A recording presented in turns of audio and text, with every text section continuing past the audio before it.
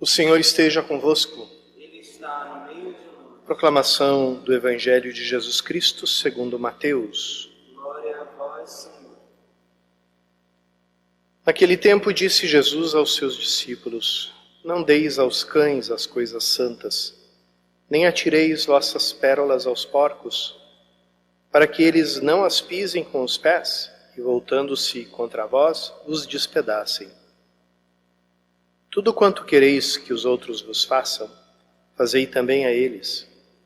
Nisto consiste a lei e os profetas.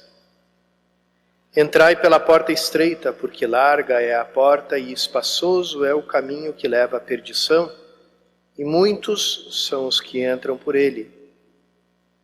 Como é estreita a porta e apertado o caminho que leva à vida, e são poucos os que o encontram. Palavra da salvação. Glória a vós, Senhor. Irmãos e irmãs, a primeira leitura do Antigo Testamento, a gente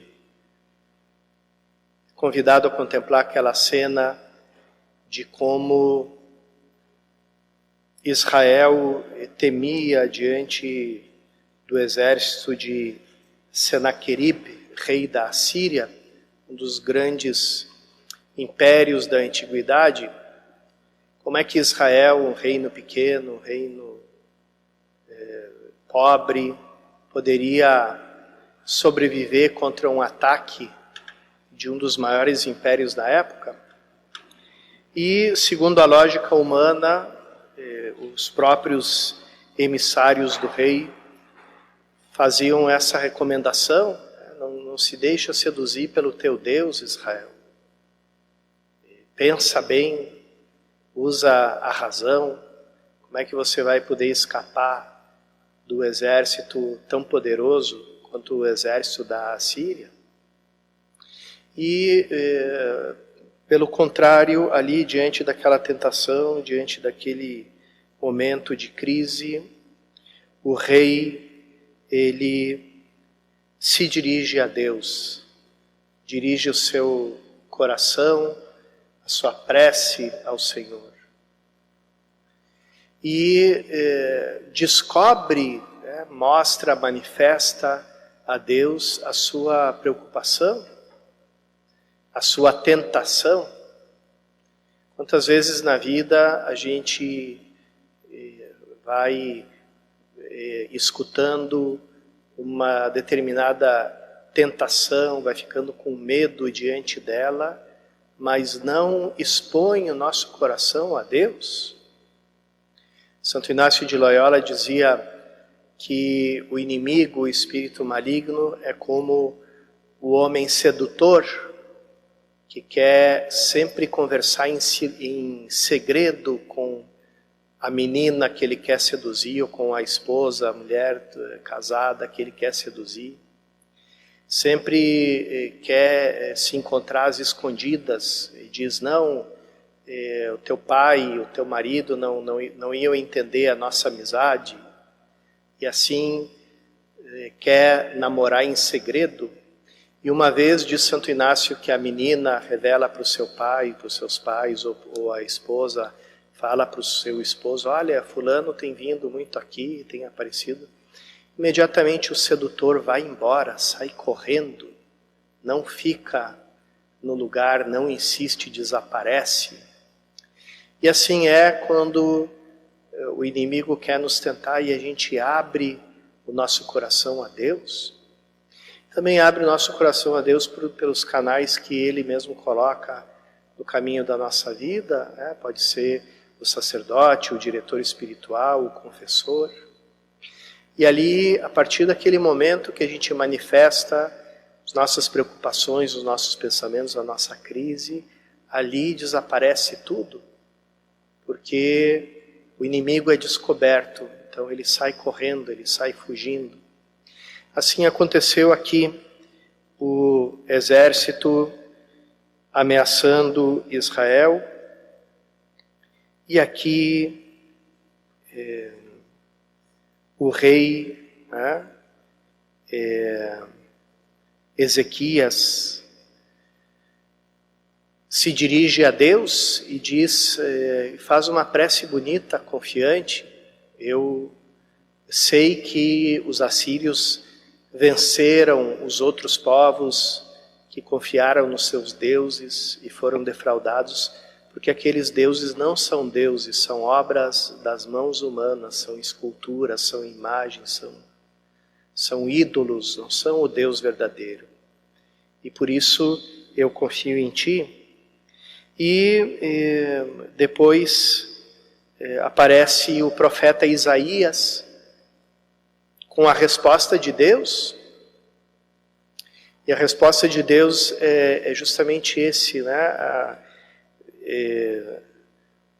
Israel, que muitas vezes na linguagem dos profetas é representado como uma jovem, a famosa filha de Sião, que era aquele monte que existe na cidade de Jerusalém.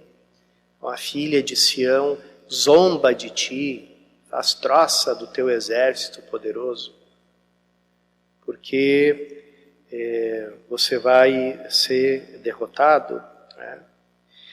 E então ele nem entrará nessa cidade, nem lançará nenhuma flecha contra ela.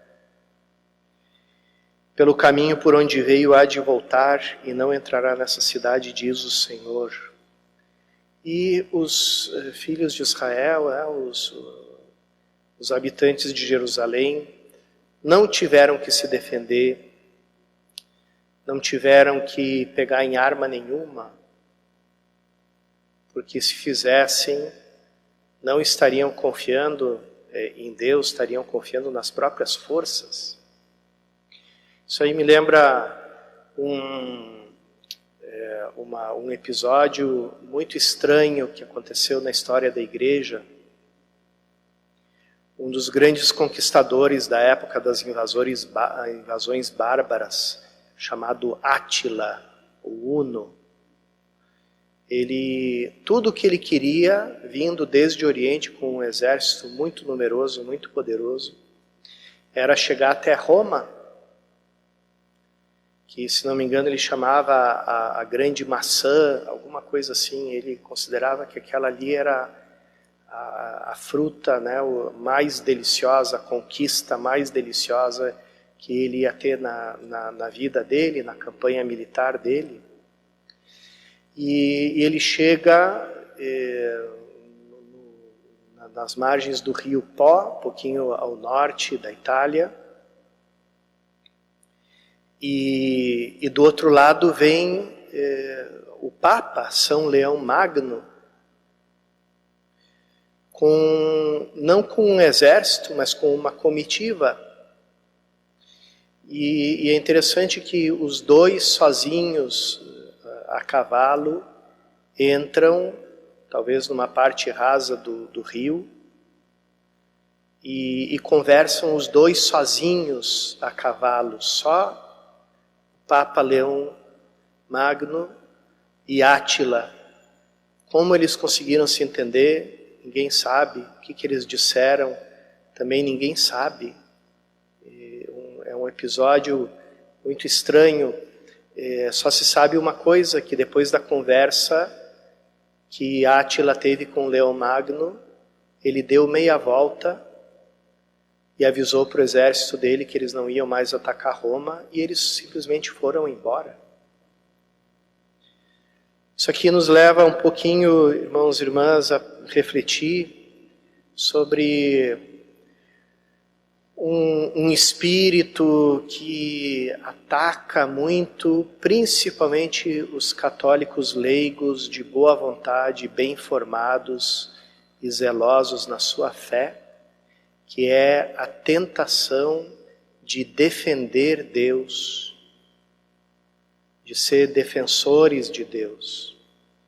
Isso é uma grande tentação, porque no momento que você quer defender Deus, você já assumiu que Deus está no banco dos réus e que Ele precisa de um advogado, e o advogado é você. Então, você já perdeu a batalha antes de entrar na luta, porque já já entra nela perdedor. E muitas vezes o mundo quer que a igreja entre na arena, muitas vezes da política, muitas vezes de tantas questões, querem que a igreja entre na briga, para que ela seja considerada um partido a mais, para que ela seja considerada uma ideologia a mais, ao lado de tantas outras. E muitos cristãos caem nesse engano e acabam fazendo aquilo que Jesus disse para os seus discípulos não fazerem: não deis aos cães as coisas santas, não atireis vossas pérolas aos porcos. E acaba acontecendo isso porque quem é do mundo não entende, não é capaz de entender a vida nova do batizado, porque não recebeu a iluminação do batismo, não acolheu a vida nova, mesmo que tenha sido recebido o sacramento, mas como não acolheu ele na fé, vive a vida do homem velho e tem toda a lógica do homem velho na cabeça. E o homem velho não consegue entender o Evangelho, não consegue entender a igreja, não consegue entender a vida nova em Cristo. Então, não adianta querer defender a vida nova com as armas do homem velho, ou seja, com a discussão, com o bate-boca, com a argumentação, com o xingamento, com a violência. Como muitas vezes muitos cristãos, muitos católicos de boa vontade acabam caindo nesse erro. No momento que fazem isso, desmoralizam completamente tudo aquilo que eles estão defendendo, porque se contradizem, entendem que Cristo precisa de alguém para ser defendido e por isso esse alguém é mais forte que o próprio Cristo. Soloviev dizia uma frase muito impactante e que a gente deve refletir muitas vezes. Ele dizia: o cúmulo da corrupção do cristianismo vai acontecer no momento em que os cristãos, para afirmar, para proclamar que Cristo é o único Senhor, busquem a ajuda de outros senhores que não são Cristo. Porque ali, fazendo isso e confiando nesses outros senhores, eles de fato já não estão dizendo Cristo é o Senhor, Cristo é o único Senhor.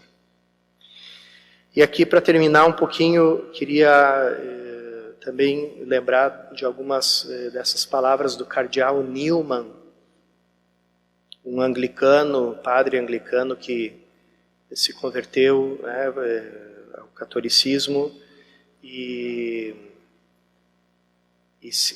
foi um grande escritor e também um grande apologista da fé católica.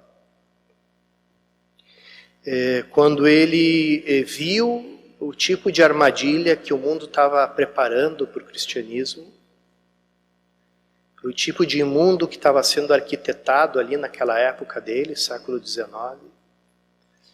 ele entendeu qual era o perigo espiritual que aquele mundo encerrava, e aquela lógica encerrava. E ele disse, diante disso, o que a gente vai fazer? E ele responde: eu estou convencido que a igreja não precisa fazer outra coisa a não ser continuar se ocupando das suas tarefas ordinárias e confiar completamente em Deus e assistir à vitória de Deus, exatamente como aconteceu aqui nessa leitura que a gente escutou, do exército de Senaqueribe. Chegou a peste no acampamento e morreram 185 mil homens, e o rei mais poderoso da época ficou sem exército, deu meia volta e foi embora. Então, é esse o tipo de confiança que a gente deve ter em Deus, irmãos e irmãs. Quem muitas vezes entende que deve ser um paladino da fé, que deve sair aí esmurrando, soqueando todos os inimigos da fé, no fundo tem uma grande falta de confiança. Precisaria ter um pouquinho mais de confiança em Deus. E não dar pérolas aos porcos, mas conservar as coisas sagradas, tratar de viver uma vida santa, porque a vida santa é a melhor resposta para todos os desafios que a nossa fé, que a nossa igreja encontra no mundo de hoje. Peçamos essa graça na Eucaristia que vamos celebrar.